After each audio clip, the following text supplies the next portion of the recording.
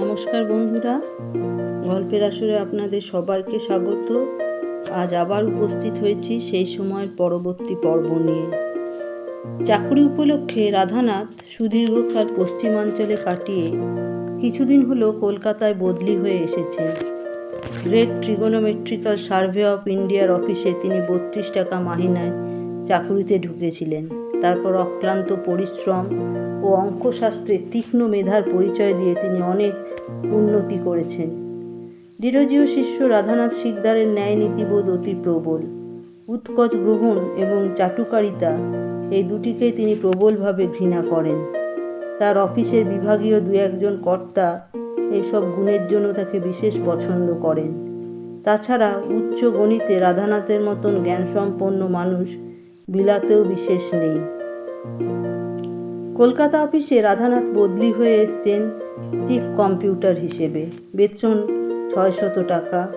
বহুকাল তিনি ঘুরেছেন পাহাড়ে পর্বতে, জরিপের লোকজন ও যন্ত্রপাতি নিয়ে গেছেন অনেক দুর্গম স্থানে।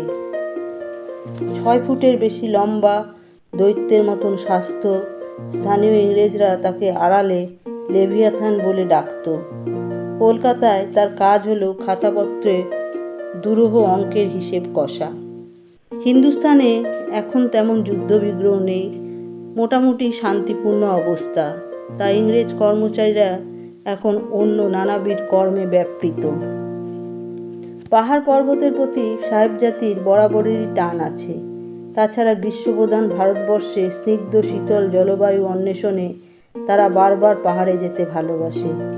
হিমালয় পর্বতের নাম বহু প্রাচীনকাল থেকে পৃথিবীতে পরিচিত, কিন্তু ইংরেজরা দেরাদুনের দিক থেকে হিমালয়ের দিকে অগ্রসর হতে হতে প্রতিনিয়তই অগাধ বিস্ময়ের সম্মুখীন হতে লাগলো। এই নগাধিরাজ কি বিশাল, কি গহন, কি মহান! সমুদ্রের অন্তহীন ঢেউয়ের মতন জীবন্ত জুড়ে রয়েছে সংখ্যাহীন শৃঙ্গ। এখানে রয়েছে চক্ষু সীমানো ছড়ানো অরণ্য, যেখানে কত বিচিত্র মনোহারী অচেনা বৃক্ষ, অদৃশ্যপূর্ব কত পশু প্রাণী পতঙ্গ। গিরিকন্দরে অকস্মাৎ চোখে পড়ে কোনো সিদ্ধ পুরুষ বা তপস্যা নিরত যোগী চক্ষু মুদে বসে আছেন। কতকাল তিনি সেই অবস্থায় আছেন কেউ জানে না। এখানে এলে হৃদয়ে অদ্ভুত প্রশান্তি আসে, আবার প্রতি পদক্ষেপে বিপদ।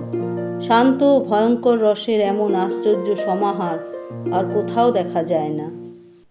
সানুদেশের নিবিড় অরণ্য ক্রমশ উপরের দিকে বৃক্ষ বিরল হতে থাকে। শিখরগুলিতে শুভ্র চিরতুষারের বিহার। কত যে শিখর তার ইয়ত্তা নেই। সেসব স্থলে মানুষ তো দূরের কথা, পৃথিবীর কোনো প্রাণীই কখনো পদার্পণ করেনি। হিন্দুগণের বিশ্বাস ওই তুষারক্ষেত্র দেবতা ও অপ্সরাদের লীলাস্থল। অসীমকে সীমা দিয়ে ঘেরার একটা চেষ্টা মনুষ্য জাতির মধ্যে সবসময় রয়েছে। এইরূপ চেষ্টায় সভ্যতার লক্ষণ হিসাবে গণ্য। যা অসীম, যা অনন্ত রহস্যময়, তা মানুষের সহ্য হয় না। সেই জন্যই তো এই দেয়াল ঘেরা সংকুচিত নগর সভ্যতা। জরিপ বিভাগের কর্মীরা অত্যুৎসাহে হিমালয়ের শৃঙ্গগুলিকে পরিমাপের সংখ্যাতত্ত্বে বেঁধে ফেলার জন্য নিয়মিত অভিযানে যায়। অবশ্য এই জন্য চূড়ায় আরোহণ করার কোনো প্রশ্নই ওঠে না। চূড়ার সঙ্গে সরল রেখায় কোনো একটি স্থান নির্দিষ্ট করতে হয়। তারপর থিওডোলাইট যন্ত্রের সাহায্যে চলে জ্যামিতিক হিসাব। তারপর সেই সব পরিসংখ্যান তারা প্রেরণ করে জরিপ বিভাগের সদর দপ্তর কলকাতায়। যুগ যুগ ধরে ভারতীয়রা দূর থেকে হিমালয়কে প্রণাম জানিয়েছে, কিন্তু ইংরেজ জাতি জড় পদার্থকে শ্রদ্ধা জ্ঞাপন করায় বিশ্বাস করে না। তারা চায় জীব ও জড়জগৎকে পদানত করতে। ভারতীয়রা হিমালয়কে উদ্দেশ্য করে কাব্য রচেছে, কিন্তু হিমালয় যে একটিমাত্র পর্বত নয়, কতগুলি বিচ্ছিন্ন পর্বতমালার সমষ্টি, এ সম্পর্কে কোনো কৌতূহল দেখায়নি। স্থানীয় লোকেরা কাছাকাছি পরিদৃশ্যমান চূড়াগুলিকে কিছু একটা মন গড়া নামে ডাকে। দূরের দুঃসাধ্য গমন শিখরগুলি নামহীন, গোত্রহীন, চির উদাসীন। জরিপ বিভাগ এ পর্যন্ত বেছে বেছে প্রধান ৭৯টি শিখরে উচ্চতা পর্যবেক্ষণ করেছেন, কিন্তু তাদের পৃথক পৃথক নাম না থাকায় কাগজপত্রে হিসেব রাখার খুবই অসুবিধা হয়। তবু ৩১টির স্থানীয় নাম পাওয়া গেছে, বাকিগুলির নাম্বার 1, 2, 3, 4 এইভাবে চিহ্নিত। জরিপ বিভাগের কাজে অর্থের কোনো অনটন নেই। এ ব্যাপারে সরকার কোনো কার্পণ্য করেন না। অবশ্য ভূপ্রকৃতি সম্পর্কে জ্ঞান আহরণই ইংরেজ সরকারের প্রধান উদ্দেশ্য নয়। এছাড়া আরও গূঢ় কারণ আছে। হিমালয় সম্পর্কে সম্যক জ্ঞান সঞ্চয়ও বিশেষ প্রয়োজন। কারণ ওই হিমালয়ের ওপারেই রুশ দেশ, এবং রুশরাই এখন ইংরেজদের শত্রু।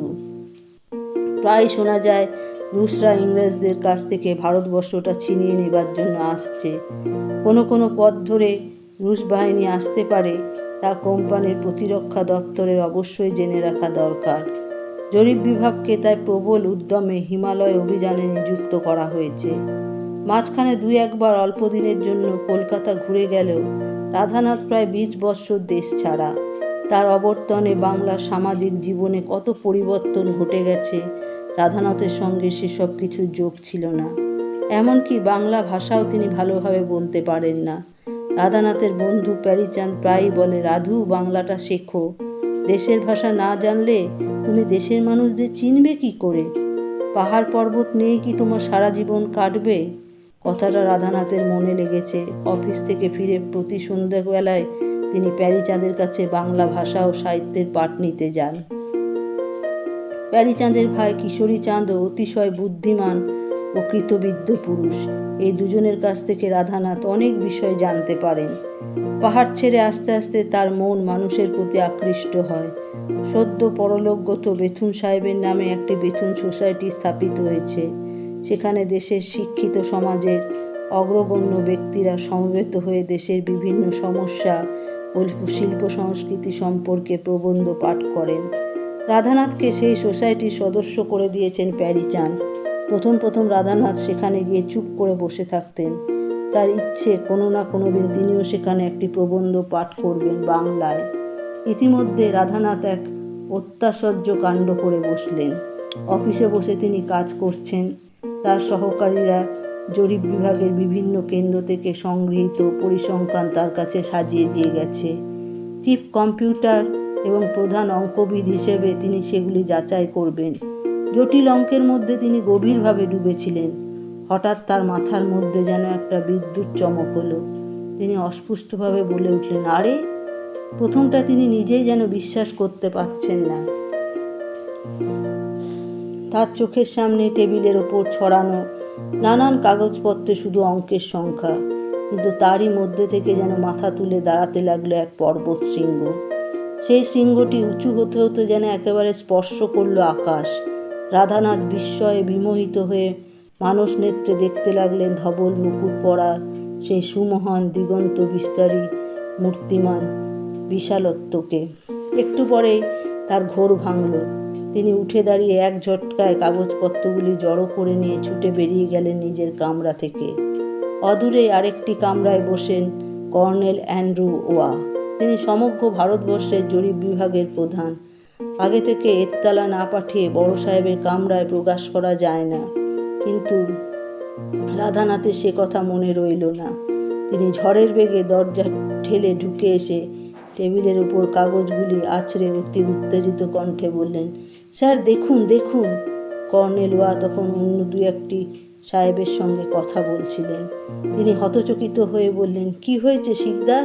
ব্যাপার কি? তুমি কাঁপিতেছ কেন? রাধানাথ বললেন, স্যার, অদ্য একটি লাল অক্ষরের দিন। আমরা আজ এই বিশ্বের মধ্যে যাহা সর্ববৃহৎ তার সন্ধান পাইয়াছি। কর্নেল ওয়া তবু বুঝতে না পেরে বললেন, শিকদার, অত উত্তেজিত হইও না, আসন গ্রহণ করো। কি হইয়াছে আমায় বিস্তারিত করিয়া বলো। রাধানাথ বসলেন না, টেবিলের উপর ঝুঁকে পড়ে বললেন, স্যার দেখুন, এই পিক নাম্বার 15-এর সর্বশেষ হিসাব। কর্নেল ওয়া বললেন, তাহাতে কি হইল? পিক নাম্বার 15 তোমাকে এমন পাগল করিল কেন? রাধানাথ বললেন, 6টি বিভিন্ন কেন্দ্র হতে এই পিক নাম্বার 15টিকে পর্যবেক্ষণ করা হয়েছে। এই দেখুন নিকলসনের প্রতিবেদন। নিকলসন কিছুই বোঝে না, সে কি দেখিতেছে? 3 বৎসর ধরিয়া এই কাগজগুলি পড়িয়া আছে। কর্নেল ওয়া একটু অধৈর্য হয়ে বললেন, আসল কথাটি কি তাহা আমি তো এখনো বুঝিলাম না। রাধানাথ সগর্বে বললেন, আমি গণনা করি দেখিয়াছি, ইহার উচ্চতা 29,2 ফিট। এই বিশ্বে ইহা অপেক্ষা বড় আর কিছু নাই।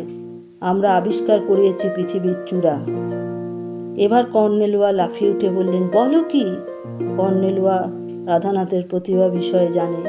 তার পূর্বতন সার্ভেয়ার জেনারেল রাধানাথের নামে অনেক প্রশস্তিবাণী লিখে রেখে গেছেন। সুতরাং তিনি রাধানাথের কথা সহসা অবিশ্বাস করতে পারেন না। তবু রাধানাথের সঙ্গে বসে অঙ্কগুলি মিলিয়ে দেখলেন অনেকক্ষণ ধরে। তারপর তিনিও এক সময় বলে উঠলেন, হুররে! এটা একটা সারা বিশ্বে ছড়িয়ে দেবার মতন সংবাদ। ততক্ষণে জরিপ বিভাগের সকল কর্মী এসে জমায়েত হয়েছে সেখানে। এত বড় আবিষ্কারের কৃতিত্ব কলকাতা অফিসে। সকলের মধ্যে আনন্দে কোলাহল। কর্নেলওয়া সোল্লাসে রাধানাথের কাঁধ চাপড়ে দিয়ে বললেন, ধন্যবাদ শিকদার, তুমি একটা বিস্ময়কর কার্য করিয়াছ। তারপর কর্নেলওয়া স্বগতভাবে বললেন, পোর Nicholson, he did not suspect that he was viewing through the telescope the highest point of the earth. সেই দিন সন্ধেবেলা কর্নেলওয়ারা গৃহে শ্যাম্পেনের বোতল খুলে এই মহান উপলক্ষটি উদযাপিত করা হলো। গভর্নর জেনারেল এখন কলকাতায় নেই। এই সংবাদ লেফাফা নিয়ে তার কাছে চলে গেছে দিতে দূত। আর স্থানীয় ইংরেজদের কাছে বড় আনন্দের দিন। নতুন কিছু আবিষ্কারের মর্ম ভারতীয়রা ঠিক বোঝে না, কিন্তু এই ঊনবিংশ শতাব্দীর নবজাগরণের সময় শ্বেতাঙ্গরা যখন নিত্য নতুন আবিষ্কারে মত্ত, তখন পৃথিবীর চূড়া আবিষ্কারের মতন ঘটনাও বিরাট তাৎপর্যপূর্ণ। সারা বিশ্ব এই জন্য কলকাতার জরিপ বিভাগের কৃতিত্ব স্বীকার করতে বাধ্য। কথায় কথায় প্রশ্ন উঠল, পিপ নাম্বার 15-এর নতুন নাম কি হবে? দুনিয়ার সমস্ত পাহাড়ের যিনি রাজা, তিনি তো নামহীন থাকতে পারেন না। স্থানীয় লোকেরা এর কোনো নাম দিয়েছে কিনা সে সম্পর্কে কি আর অনুসন্ধান করতে পাঠাতে হবে? এদেশের পাহাড়ের যদি কোনো এদেশীয় নাম থাকে তবে তা পরিবর্তন করার দরকার নেই। রাধানাথ বললেন, স্যার, আমি নিজেও কয়েকবার নামহীন শিখরগুলির পর্যবেক্ষণ অভিযানে বাইর হইয়াছি। আমি খুব ভালো করিয়াই জানি যে স্থানীয় লোকেরা এই উচ্চতম শৃঙ্গটির অস্তিত্ব সম্পর্কে অবহিত নয়। কর্নেলওয়া বললেন, তাহলে তো একটি নাম আমাদের দেওয়া কর্তব্য। বিশ্বের সকল দেশে এই আবিষ্কারের কাহিনী প্রচারিত হবে। বিলাতে আগামীকালই ডেসপ্যাচ প্রেরণ করবার কথা। সুতরাং একটি নাম তো আসু প্রয়োজন। রাধানাথ দ্রুত চিন্তা করলেন, রাজভক্ত ইংরেজরা নিশ্চয়ই তাদের মহারানী ভিক্টোরিয়ার নাম প্রস্তাব করবে।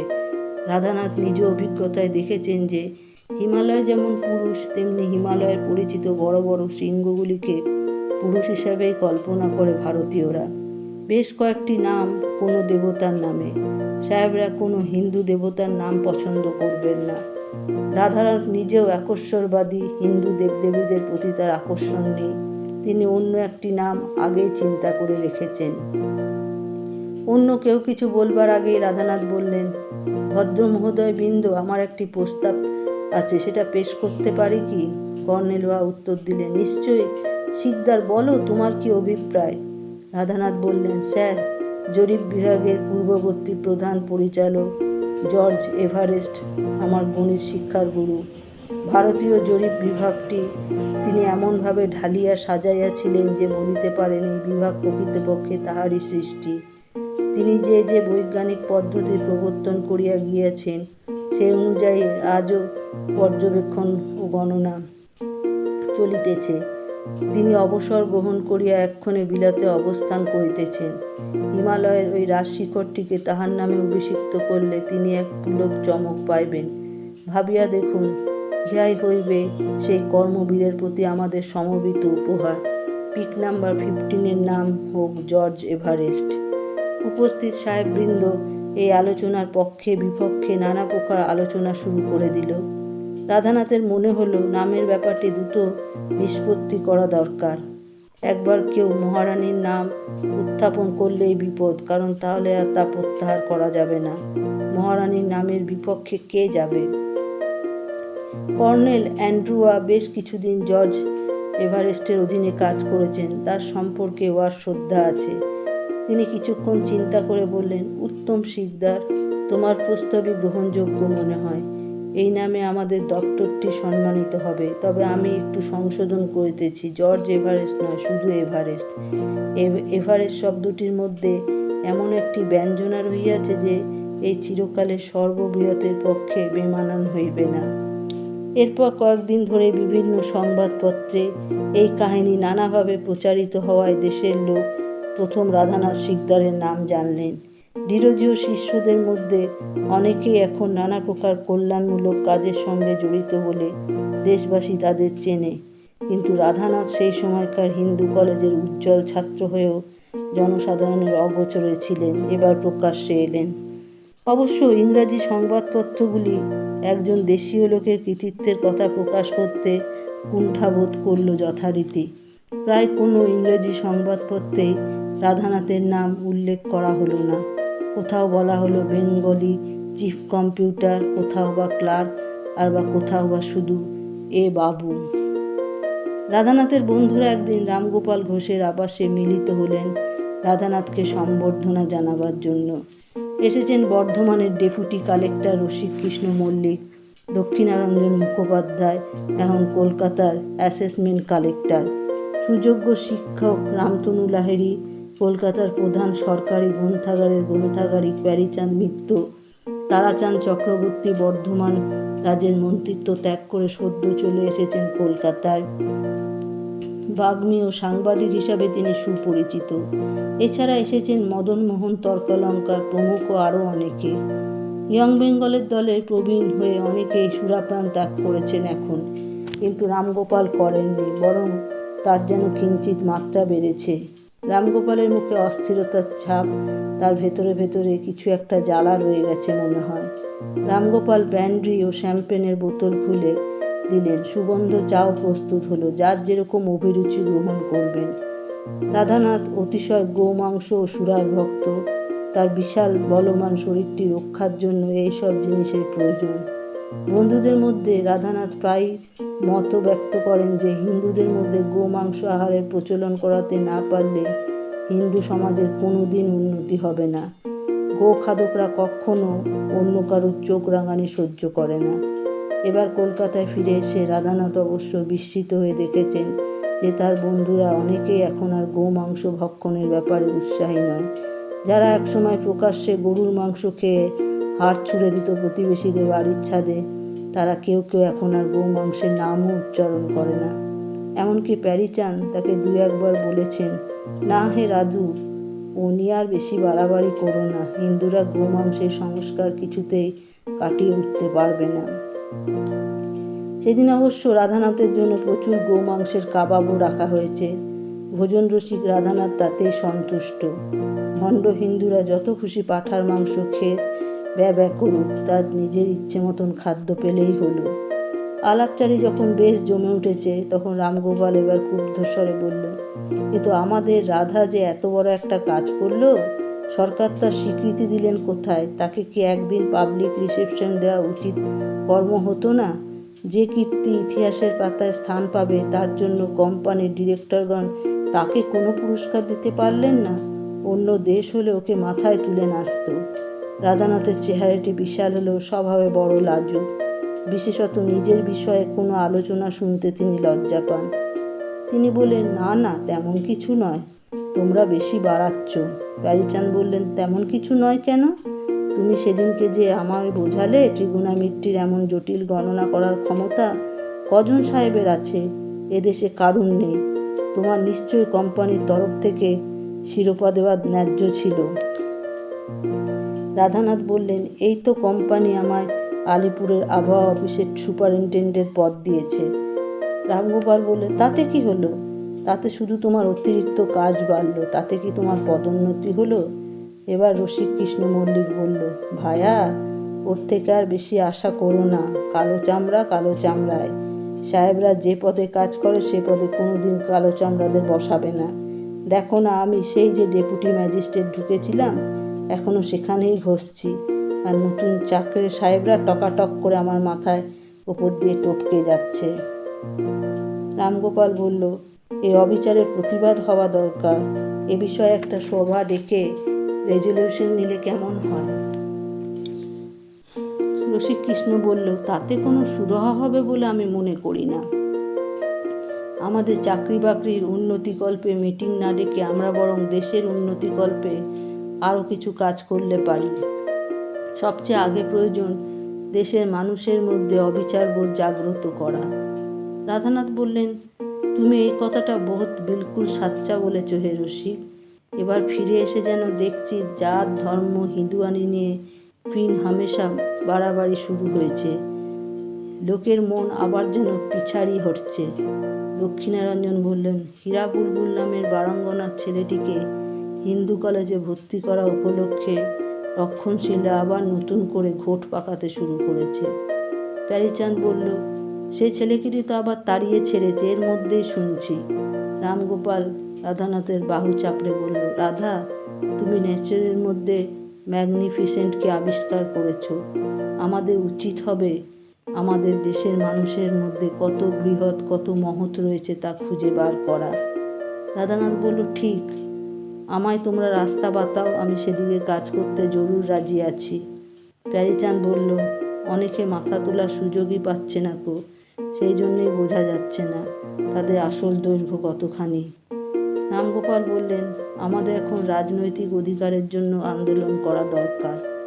রসিককৃষ্ণ বলল, ও পথে এখনো যাবার সময় হয়নি, এখনো সামাজিক আন্দোলনেই বেশি কাজ হবে। কি বলো হে রামতনু? স্বল্পভাষী রামতনু বললে, তোমার কথাই ঠিক। রাধানাথ রামগোপালকে বলল, তুমি তো এই যুগে ডিমোস্থেনিস, তুমি চেষ্টা করলে বহুত কুছ করতে পারবে। রামগোপাল বললেন, ডিমোস্থেনিসের সঙ্গে যদি লেভিয়াথেন যোগ দেয় তাহলে ধুমধুমার হয়ে যাবে, কি বলো? রাধানাথ বললেন, বহুত খুব, মে তৈয়ার। প্যারীচাঁদ বললেন, ওই রাধুটাকে নিয়ে আর পারা গেল না। বহুত কুছ আর বহুত খুব ওর মুখ থেকে আর ছাড়লো না, গেল না কিছুতেই। হাসির রোলে হাওয়া একটু হালকা হয়ে গেল। একসময় রাধানাথ রামগোপালকে জিজ্ঞেস করলেন, ব্রাদার, আগের বার যখন আসি তখন তোমার বাড়ির সামনে একটা ইনসিডেন্ট হয়েছিল। সেই যে একটি ছোট লেড়কিকে সেভ করা হলো, তা সেই লেড়কিটির এখন কি অবস্থা? রামগোপাল বলল, সে রয়ে গেছে আমাদের বাড়িতেই। তার আত্মীয় স্বজনরা কেউ তাকে ফেরত নিতে আসেনি। কে জানে, সবাই তো ভাবে আমি ম্লেচ্ছ, আমার বাড়িতে রাখায় তার বুঝি জাত গেছে। আমার পত্নী মেয়েটার নাম দিয়েছিলেন কুরানি, আমি নাম রেখেছি নিপোবালা। খানিকটা লেখাপড়াও শিখিয়েছি, কিন্তু কি হবে, সারা জীবন কষ্টই পাবে। আমার সাধ্য থাকলে আমি মেয়েটির বিয়ে দিতুম। রাধানাথ উৎসাহের সঙ্গে বলল, দেও না, আমরা সবাই থোড়া কুছ সাবস্ক্রিপশন দিয়ে মেয়েটাকে উদ্ধার করে দিই। রামগোপাল বললেন, টাকার জন্য কি আটকে আছে নাকি? টাকা থাকলেই বিয়ে দেওয়া যায়? দক্ষিণারঞ্জন বলল, কে বলেছে? কেষ্ট বলেছে, যদি মেয়েটিকে খ্রিস্টান করতে রাজি হও তবে ওর একটা হিল্লে হয়ে যেতে পারে। রাধানাথ বলল, বিয়ে শাদির জন্য আমাদের অবলাদের কেরেস্তান হতে হবে? বিয়ে বহুত তাজ্জব কি বাত। রামগোপাল বললেন, হিন্দু বিধবার বিয়ে দেওয়া যায় না। সে অক্ষত জনি হলেও একবার বিধবার বিধবা থাকায় নিয়তি। তোমাদের পশ্চিমে কি হয় জানি না, এই বঙ্গে আর কিছু সম্ভব নয়। প্যারীচাঁদ বললেন, শুনতে পাই যে সংস্কৃত কলেজের ঈশ্বর বিদ্যাসাগর নাকি বিধবা বিবাহ স্বাস্থ্যসিদ্ধি করবার জন্য উঠে পড়ে লেগেছেন। রামগোপাল বললেন, সে ব্রাহ্মণ আর একলা কি করবেন, কতটুকু পারবেন দেশ শুদ্ধ মুড়ের দলের মন ফেরাতে? মদনমোহন বললেন, সে বামনার জেদ তোমরা জানো না, একেবারে কচ্ছপের কামড়ের মতন, একবার কিছুতে লাগলে আর ছাড়ে না। শিখদের মশাই, এ ব্রাহ্মণও একখানা পাহাড়ের চূড়া, এখনো কেউ মেপে দেখেনি। দক্ষিণারঞ্জন বললেন, আমার ভয় হয় বিদ্যাসাগর মশাইয়ের উপর কেউ হামলা না করে, অকাল কুষ্মণ্ডের দল যদি ওনার কোনো শারীরিক ক্ষতি করে বসে। প্যারীচাঁদ বললেন, সতীদাহ বিলের সময় রামমোহনকেও অনেকে মারবে বলে শাসিয়েছিল। রামগোপাল খানিকটা আচ্ছন্নভাবে বললেন, সে সময় কিন্তু আমরাও রামমোহনের পাশে গিয়ে অনেকে দাঁড়ায়নি। বাল্যের চাপল্যে আমরা রামমোহনের সুদূর প্রসারী আদর্শের মর্ম বুঝিনি কো, অনেক তুচ্ছ ব্যাপারে মত্ত ছিলাম। তারাচাঁদ বললেন, দেওয়ানজির পর এই বিদ্যাসাগরই একা ভ্রম নিরসনের জন্য উঠে পড়ে লেগেছেন। রাধানাথ বললেন, এই ঈশ্বর পণ্ডিতের কথা আমি আগের বার এসেও শুনেছি। তাহলে ভাই, আমরা এতজন রয়েছি, আমরা ওনাকে মদত দিই না কেন? তারাচাঁদ বললেন, রাধানাথ এটি বেশ কথা বলেছে। ঈশ্বরচন্দ্র বিদ্যাসাগরের চেষ্টায় আমাদেরও পূর্ণ সমর্থন জানানো দরকার। রাধানাথ বললেন, তাহলে এসো না ভাই, এইখানে আমরা একটা শপথ নিই। এই ঈশ্বর পণ্ডিত বিধবা বিবাহ দেবার চেষ্টা করলে আমরা ইয়ং বেঙ্গলের দল সকলে তেনার পাশে গিয়ে খাড়া হয়ে যাব। সকলে হই হই করে যার যার হাতে চূড়ার পাত্র কিংবা চায়ের কাপ তুলে নিয়ে একই সঙ্গে সেই মর্মে শপথ বাক্য উচ্চারণ করলেন। বন্ধুরা, আজ এই অবধি। পরবর্তী পর্ব নিয়ে খুব শীঘ্রই উপস্থিত হব। যদি আপনাদের ভালো লেগে থাকে তাহলে দয়া করে লাইক ও শেয়ার করবেন, আর যারা নতুন তারা সাবস্ক্রাইব করবেন। ধন্যবাদ।